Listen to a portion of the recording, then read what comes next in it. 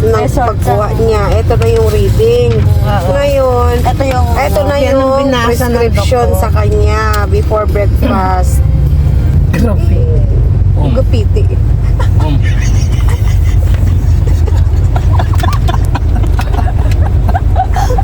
Garape. Dili wa tabi. Basta sala. Garape ang balto ko. Gupiti. Pati. Ote. Ano ang bulong sila? Ano Needs bread Nutella. Wow, sarap. Per day before breakfast niyo. 1 to 2 times per year. Ang Nutella? Ang check-up mo, basta i-maintenance mo ang bread and Nutella.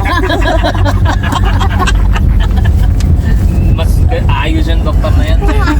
Ay, ako nagre-ready. Bakit ba? Very good yung doktor. Very good. Ito ko yan. Ito ko yung findings niya. Oh, maano ka na nga mabalaan mo ang results ng test ng isa. Ay, yan daw ang pabasa. Yan nga daw, hindi. No. Distraction as to duties, activities. Hindi naman makakasira sa trabaho yan. Hindi na makakasira sa trabaho mo. DM diet. DM diet.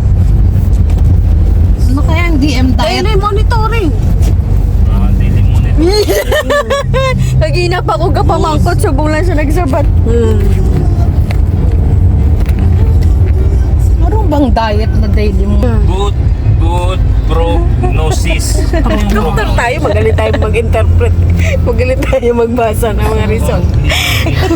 The interpreter. Hindi, makinig ka lang.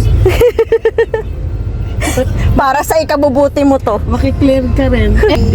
HBC? HBC. HBC yung may mga pangkulay na paninda.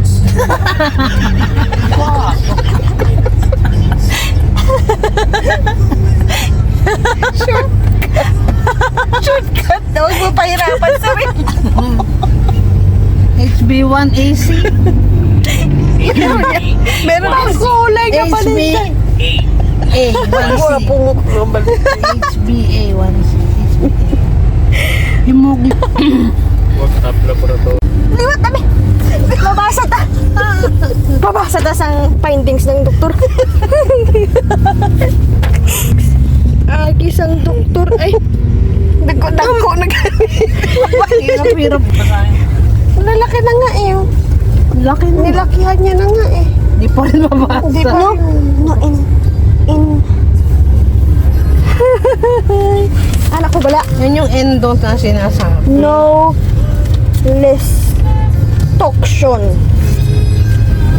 as to duties and activities. Hindi daw No deduction as to duties and activities. DM diet. Distraction yata yan eh. Distraction. Maintenance? Anong DM eh? Ang DM? Mumurahin yan para ipakita lang. Pag sinabi ng ano, Anong DM? Direct medicine diet. Anong DM? Hindi ko nga alam. Basi diabetes mellitus. DM diet. Diabetes mellitus diet. Diet. Ayun. Kapalitik. Basta ipakita mo yan doon na. Ang dami Si yan. Tag